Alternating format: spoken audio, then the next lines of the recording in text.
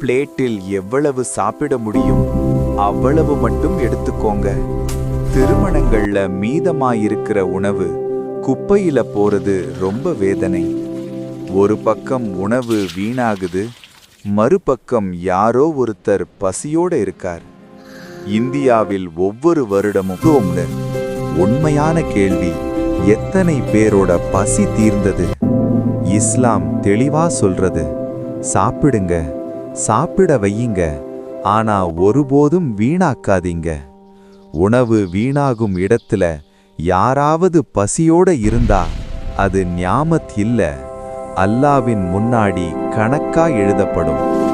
ஒவ்வொரு வீணாக்காத நிவாலும் யாரோ ஒருத்தரின் துவாவாக மாறலாம். உணவை வீணாக்காதீர்கள்.